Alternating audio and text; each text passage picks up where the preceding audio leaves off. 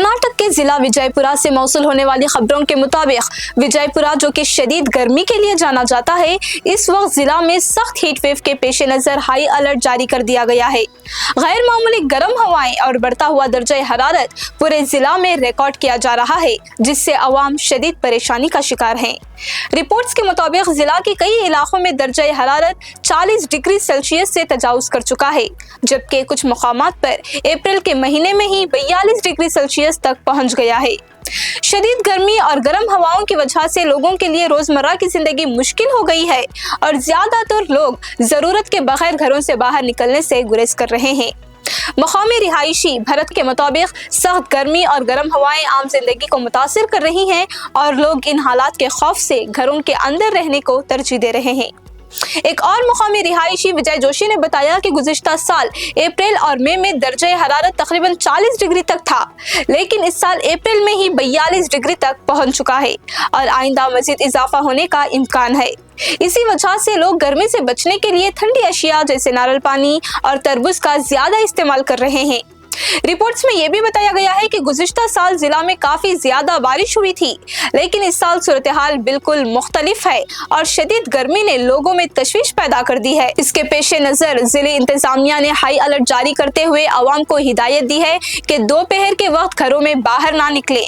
विजयपुरा में सूरत हाल अब भी तशवीशनाक बताई गई है, क्योंकि हीट वेव में कमी के कोई आसार नजर नहीं आ रहे। Reported by Kalmesh Mandiyal.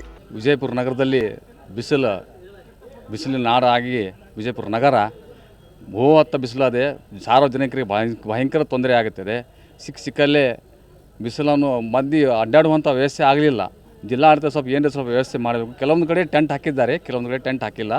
ದಯವಿಟ್ಟು ನಾವು ಜಿಲ್ಲಾಧಿಕಾರಿ ಮನವಿ ಏನಂದರೆ ತಾವೊಂದು ಇನ್ನು ಕೆಲವು ಸಿಗ್ನಲ್ದಲ್ಲಿ ಅಸ್ವಸ್ಥ ಅದ, ನೀರಿನ ವ್ಯವಸ್ಥೆ ಆಗಲಿ, ಸಾರ್ವಜನಿಕ ಸ್ವಲ್ಪ ವ್ಯವಸ್ಥೆ ಆಗಲಿ, ಫುಟ್ಪಾತ್ ಮೇಲೆ ಮಾರೋ ತರಕಾರಿ ಮಾರೋರಿಗೆ ಅವ್ರಿಗೆ ಏನರ ವ್ಯವಸ್ಥೆ ಕೋಡೆ ಅಂತ ಕೊಡಲಿ, ಛತ್ರಿ ಅಂತ ಕೊಡಲಿ, ಅವ್ರಿಗೇನು ಸಹಾಯ ಆಗೋವಂಥ ಬಿಸಿಲು ವಾತಾವರಣದಲ್ಲಿ ಅವ್ರಿಗೆ ವ್ಯವಸ್ಥೆ ಆಗುವಂಥ ಕೆಲಸ ಜಿಲ್ಲಾಡಳಿತ ಮಾಡಬೇಕಂತ ನಾನು ಮನವಿ ಮಾಡ್ತೀನಿ।